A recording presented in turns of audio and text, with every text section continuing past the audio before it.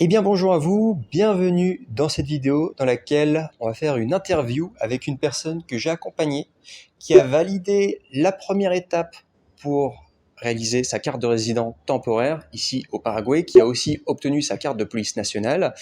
Mais par contre concernant sa cédula, alors heureusement, je vous fais un spoiler alert, on a réussi là ce matin à faire passer son dossier, mais ça a été un long chemin assez compliqué. On va vous en parler aujourd'hui dans cette vidéo pour des soucis de confidentialité. Donc du coup, Nicolas Nassim Ben Ali, il a des prénoms et un nom plus ou moins similaires. Ça a coincé. On a eu des problèmes et ça nous a pris grosso modo toute la semaine, en tout cas pour essayer de trouver une solution pour là, ce matin en tout cas, réussir à le faire passer.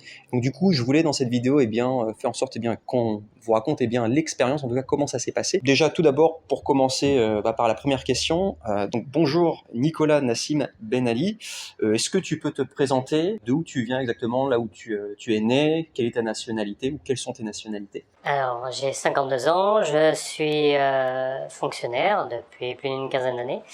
Je suis né en Algérie, d'un père algérien et d'une mère française. Et à l'âge de 3 ans, donc, nous nous sommes installés en France. Donc, j'ai la double nationalité, française et algérienne. J'ai un passeport français, un acte de naissance français remis par les autorités françaises. Et ça fait partie des documents que j'ai transmis à Stan pour monter le dossier, à la fois pour les documents liés à la carte de résidence et pour la cédule. Donc ça fait depuis l'âge de 3 ans que je suis français, donc j'ai quasiment vécu toute ma vie et travaillé en France. C'est intéressant, avec l'éducation, etc. Très intéressant, je voulais le souligner, il faut savoir que Nicolas Nassim Ben Ali donc, a obtenu sa nationalité non pas par le droit du sol, mais là par le droit du sang. C'est là où ça va être intéressant en tout cas, parce que ici au Paraguay, ils tolèrent la nationalité par le sang, mais il faut savoir que la nationalité par le sol a un petit peu plus de valeur, et on va vous en parler aujourd'hui dans cette vidéo. Alors juste avant de parler administratif, bon déjà je trouvais que ce serait intéressant que tu nous expliques pourquoi tu avais choisi au début la destination du Paraguay, qu'est-ce qui t'a attiré ici, et pourquoi tu t'es dit j'ai envie de m'expatrier ici et d'y venir y faire mes papiers. Ça faisait déjà quelque temps que j'avais fait une recherche dans le domaine de l'expatriation, notamment pour préparer ma retraite, ma future retraite. Et en fait, il est apparu que le Paraguay était une destination qui pouvait être très intéressante à privilégier, ne serait-ce que par la qualité de vie, la tranquillité, la sécurité, le fait que c'est une destination qui est assez peu connue, donc elle ne subit pas le tourisme de masse, une grande influence au niveau international. Et au niveau du mode de vie, sur certains points, on se croirait en Europe ou même aux États-Unis. Donc c'est une destination qui pour moi a été appréciable, et au niveau de la qualité de vie et au niveau de la fiscalité, et également bien sûr au niveau pour l'obtention des documents, notamment carte de résidence et cédula. Voilà, c'est accessible en ce moment, faut pas traîner parce qu'après moi je pense que les portes vont se fermer. Les prix vont augmenter, les conditions vont se durcir. Justement, je pense que si on a eu autant de mal à faire passer ton dossier pour la cédula aujourd'hui, c'est lié à justement ces conditions qui se durcissent. Donc faites attention en tout cas, parce que voilà, c'est de plus en plus complexe et bien mieux vaut passer en tout cas avec une personne qui a de l'expérience et qui connaît en tout cas le processus et qui connaît aussi votre situation spéciale, car tu avais une situation spéciale étant donné que tu étais né en Algérie, mais tu étais quand même français. Donc c'était intéressant en tout cas de le souligner. Donc très intéressant, tu es venu au Paraguay, du coup tu as posé les pieds au Paraguay, donc il y a quelques mois de cela, tu faisais ton premier voyage ici au Paraguay. Quand tu es arrivé sur place, ça a directement bien fonctionné. Ça, c'était une belle surprise puisque donc premier voyage, Stan est venu me récupérer à l'aéroport, et on a tout de suite entamé les démarches pour la carte de police et la carte de résidence. carte de résidence, pardon. Parce qu'on va à peu près dans les mêmes bâtiments, mais on s'en mêle avec les différents. Il y a plusieurs services sur lesquels on doit aller pour justement préparer le dossier. Et donc ce premier voyage s'est très bien passé. Stan m'a mis en confiance et il m'a donné des informations claires, précises. Et franchement, je suis reparti d'ailleurs vraiment satisfait de ce premier voyage.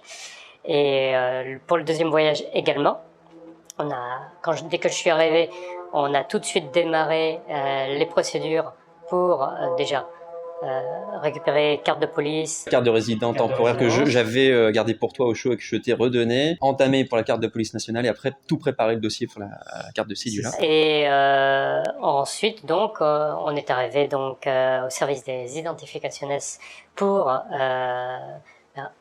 remettre le dossier, valider le dossier pour la demande de cédula. Et là, ça a été une grande surprise puisque l'agent qu'on a eu devant nous était interrogatif par rapport au fait que j'étais né en Algérie pour elle et ne s'expliquait pas pourquoi, en étant né en Algérie, je pouvais avoir acquis la nationalité française. Donc, en présentant le passeport français, en présentant l'acte de naissance français avec l'apostille et l'ensemble des documents judiciaire aussi avec l'apostille, ça ne suffisait pas. Pour l'agent que nous avions en face de nous, c'était la grande interrogation et il fallait qu'on leur apporte une justification, une preuve, comme quoi, de par ma naissance et de par le droit du sang lié au fait que ma mère était citoyenne française, eh bien, je pouvais avoir acquis la nationalité française. Et on les a suspectés donc du coup de faire du zèle, directement de nous poser 36 000 questions, car pour vous dire, à mon expérience, j'ai déjà accompagné plus de 45 personnes à obtenir leur papier ici au Paraguay, et j'ai déjà fait passer des dossiers un peu similaires comme les tiens. Par exemple, j'ai déjà eu donc des personnes, par exemple une personne en particulier qui est née en Russie, mais après qui a obtenu la nationalité française sur le tard, et qui a pu du coup présenter un acte de naissance même français, une transcription en tout cas, de son acte de naissance russe mais du coup en français. Il passe à Identificaciones pour avoir sa carte de cédula. Tout fonctionne parfaitement. J'ai déjà eu aussi un autre cas similaire, cette fois-ci un Hongrois, donc une personne qui voulait passer en tant que Hongrois, présente son passeport hongrois, son acte de naissance hongrois, son casier judiciaire hongrois, alors même qu'il était né en France. Et c'est écrit sur son acte de naissance hongrois qu'il est né en France, mais pourtant, il passait, sans aucun problème. Alors, contre toute attente, on s'est dit, mais comment ça se fait que ça bloque? Comment ça se fait que ça ne marche pas cette fois-ci? Alors, plusieurs raisons. Alors moi, je les suspecte déjà qui mettent de plus en plus de nouvelles règles pour qu'on puisse passer, du coup, à Identificaciones pour obtenir sa cédula. Le problème, c'est que quand on est sur place, il nous demandait par exemple un justificatif pourquoi il avait obtenu son passeport avec carrément une apostille dessus. Tu es directement sur place au Paraguay, tu ne peux pas obtenir cette pièce-là directement sur place, donc c'était juste pas possible. Et moi, je les ai suspectés. Alors, déjà de changer leurs règles, de plus en plus, de par cet afflux de plus en plus de personnes qui veulent immigrer au Paraguay, et donc du coup, ils sont obligés de serrer la vis. Le problème, c'est que personne n'a été prévenu. Et pour vous dire, j'ai demandé, mais depuis quand vous demandez ce justificatif pour les passeports? Parce qu'auparavant, on ne m'avait jamais demandé ces genres de justificatifs. Alors, ils ont un peu contourné la question, mais j'ai fini par comprendre que ça faisait à peu près 1 à 2 semaines qu'ils demandaient ça. Alors moi, directement, dès que j'ai eu cette information, premier réflexe, c'est que j'ai tenu au courant d'autres personnes qui font le même métier que moi, d'autres gesteurs au Paraguay, pour les prévenir de la situation qu'on était en train de vivre, et surtout leur dire attention, parce que si vous avez des clients qui ont leur acte de naissance mais qui sont nés ailleurs, ça va peut-être coincer, et surtout s'ils ont plusieurs passeports, il va falloir justifier de comment ils ont obtenu ces nouveaux passeports. Donc c'était grande panique. Donc j'ai contacté plusieurs personnes. Personne n'avait vécu la même situation que nous avons vécu. Donc première chose déjà, je pense que c'est de par le durcissement en tout cas de leurs conditions qu'on a été bloqué, et en plus je trouve que c'est pas très pratique parce que sur leur site internet ils n'ont rien changé du tout, ils nous ont même pas prévenu, pourtant en vrai ils nous demandaient ce justificatif supplémentaire. Nous ça nous a quand même beaucoup embêté. Autre chose aussi qu'on suspecte, alors moi je lui ai demandé directement à la dame parce que je voulais essayer de comprendre la situation. J'ai plusieurs personnes que j'accompagne. Tu m'avais demandé la question combien de pourcentage des clients que j'ai qui viennent voilà, des pays du Maghreb, Maroc, Algérie, Tunisie, etc. Et je t'avais répondu, oui, à peu près 8-10%, c'est quand même une part significative des personnes que j'accompagne. Moi, je voulais savoir exactement la réponse. Est-ce que, donc dans ton cas, Nicolas Nassim Ben Ali, est-ce que eh bien, tu as été refusé pour ton origine ou est-ce que c'est autre chose? Voilà, je voulais vraiment savoir ça. Donc j'ai questionné donc plusieurs personnes qui font le même métier que moi. Je suis même allé contacter donc une personne que je connais qui est avocat et donc pour essayer d'avoir plusieurs informations. On a eu un gros coup de stress parce qu'on s'est dit mais tu vas repartir, on va pas réussir à solutionner le problème. Mais finalement, si, il y a des solutions en tout cas. Et voilà, cette vidéo d'aujourd'hui, c'est un peu une vidéo pour vous dire qu'il ne faut pas baisser les bras quand on a un problème. Voilà, il faut toujours insister. Et donc, eh bien, j'ai pu réorganiser ton dossier, apporter les pièces supplémentaires donc, que l'avocat m'avait conseillé de réinjecter à ton dossier. Et donc, eh bien, on a pu passer, en tout cas, et ce matin, bah, voilà. Moi, je me suis dit, je fais juste mon travail et on espère que ça va passer, mais je n'ai aucun contrôle. Après, c'est identificationnel ce qui va décider si tu peux passer ou si tu peux pas passer. Et ce matin, on était très contents parce que tu as pu passer. Donc la situation s'est assez vite réglée en fait aujourd'hui même. Le dossier était complet, la vérification s'est faite page par page et au final ça a été accepté. Donc c'est enregistré, validé, il ne reste plus que patienter. Donc moi je suis très satisfait de ce qui s'est passé, des informations qu'a obtenu et que m'a transmise Stan et de sa réactivité. Donc je l'en remercie par rapport à ça et donc vivement le prochain voyage pour récupérer la cédula. Récupérer la cédula, faire tous tes comptes en banque, faire ton permis de conduire, voilà, et après il y a d'autres choses. Après, bah, je pense que tu vas aussi réfléchir à t'installer au Paraguay. Ah non, parce que c'était pour ta retraite, mais pour la retraite. Mais je commence déjà à étudier la question pour une future installation. Et je voulais apporter un dernier point aussi, c'est par rapport au service que je propose. Sachez que c'est mon éthique du travail parce que je t'en ai parlé aussi. Donc du coup, Nicolas Nassim Ben Ali, je t'en ai parlé. En tout cas, si jamais, eh bien, malgré tous les efforts qu'on faisait, eh bien, qu'on soit bloqué voilà, pour l'obtention de ta cellule-là, forcément, c'est très embêtant parce que bah, y a déjà de l'argent qui a été dépensé en termes de frais au gouvernement pour obtenir la carte de résident temporaire. Après, il faut encore repayer pour monter tout son dossier pour faire sa carte de cédula. Voilà, après, il y a plusieurs frais au niveau des billets d'avion, etc. Et d'autant plus qu'il faut savoir qu'au Paraguay, si vous avez juste votre carte de résident mais vous n'avez pas votre cédula, vous n'allez pas aller bien loin. Ce sera impossible pour vous d'ouvrir un compte en banque sur place, d'obtenir votre permis de conduire, d'obtenir plus tard, pourquoi pas, eh bien, votre carte de résident permanente. C'est obligatoire d'avoir votre cédula. Donc, grosso modo, tu as été bloqué à cause de ça.